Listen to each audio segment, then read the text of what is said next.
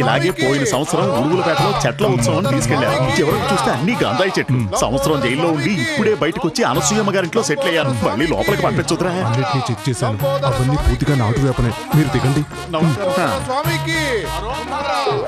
స్వామి ఏదన్నా మంచి మెసేజ్ చెప్పండి స్వామి. అది ఇది కొని తీరాలని పట్టు పట్టేది ఫిగర్, కానీ వాంతి అయినా సరే తల పట్టుకునేది మదర్. ఈయనే అన్న మన ఊరికి వచ్చిన లంబోదర స్వామి. పేరే కొత్తగా ఉంది, అదేంటి గొయ్యి తవ్వారు? లంబోదర స్వామికి నిశ్శబ్దం రా. రండి స్వామి, ఇది మీకోసమే తవ్విన గొయ్యి స్వామి. అయ్యో స్వామి, మీరు మొక్కను నాటాల్సిన గొయ్యి అని చెప్తున్నాడు. అటులనా?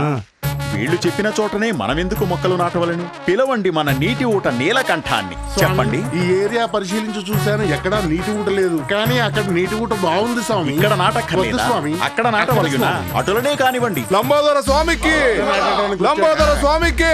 ఎవడ పోస్తాడు స్వామి? నేను చెప్పిన చోటు ఇదే స్వామి.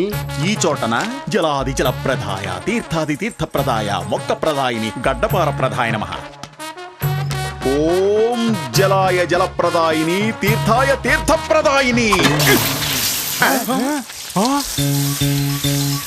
అన్నా, మీరు 3 ఏళ్లు కష్టపడి తీసుకొచ్చిన నీళ్ల పైపును పగలగొట్టారు కదన్నా. నీటి ఊట అన్నావే, అది ఇదేనా? ఏంట్రా మీటర్ బాక్స్ లోంచి పొగొస్తోంది? అన్న కరెంట్ బాక్స్ ఫైర్ అయిందన్నా.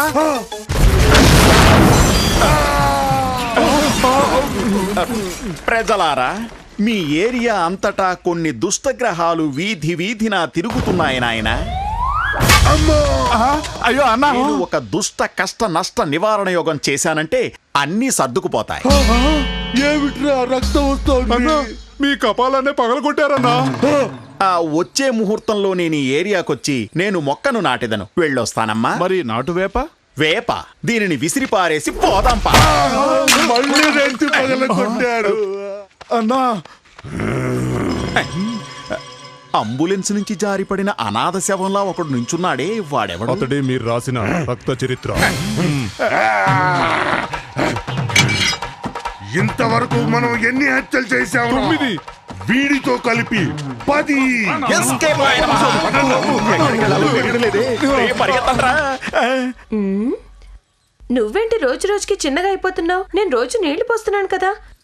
ఆ ముసలోళ్ళు ఒట్టి పిసినారోళ్ళు కషాయం పెట్టడానికి గిల్లేస్తున్నారు కదా. ఏయ్, సిగ్గుపడకు. నేను నీలాగే స్టవ్ మీద కుక్కర్ని పెట్టేసి ఇంకా విజిల్ రాలేదా అని చూస్తూ ఉంటాను. అవును, జానకి ఎక్కడా? ఇంట్లో ఉందా? ఉంది, గుడికి వెళ్ళడానికి రెడీ అవుతున్నారు. పిలువనా? పిలు, నెయ్యి పాయసం అని పిలు. అయ్యయ్యో, మారిపోయారా? ఊరికే పిలు. జాను, నెయ్యి పాయసం. వద్దు, నీకు ఒక మారు పేరుంది, గుర్తుంచుకో. ఇలా రావే. ఎప్పుడొచ్చావు? ఉండొస్తున్నా. రాజ్యం, నువ్వు రాత్రి వచ్చావా? వచ్చేసానుగా. ఏంటి జానకి, పోయినసారికి ఈసారికి సగం చిక్కిపోయావు. ఒకటే ఎక్సర్సైజ్. నేనేమన్నా బెంగళూరులో ఉన్నానా నీలా జిమ్ముకు వెళ్ళి తగ్గడానికి? గుడి ఉపవాసం. సరే, నేను గుడికి వెళ్తున్నాను, వస్తావేంటి? ఈ రోజు వద్దులే, ఇంకో రోజు వెళ్దాం. కావాలంటే మహాన్ తీసుకుని వెళ్ళు. తానే వచ్చిన దగ్గర నుంచి గుడికి వెళ్దామని చెప్తూ ఉంది. వెళ్తున్నప్పుడల్లా నేను పిలుస్తూనే ఉన్నాను. ఎక్కడొస్తుంది పాపం, తనకి పనే సరిపోతోంది. మహా, నువ్వు జానకితో గుడికి వెళ్ళొస్తావా? పనులన్నీ నేను చూసుకుంటాను, నువ్వు బయలుదేరు. ఎన్ని రోజులు నిన్ను చూసి.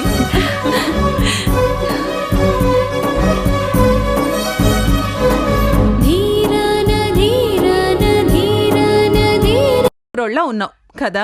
లైఫ్ లో ఎప్పుడో చేంజ్ ఉండాలమ్మా, అందుకే పళని నేటివిటీకి మారాను. సరే, ఎందుకు రమ్మన్నావు? మనం నీతో ఒక ముఖ్యమైన విషయం మాట్లాడాలి. నేను కూడా. సరే, ముందు నువ్వు చెప్పు.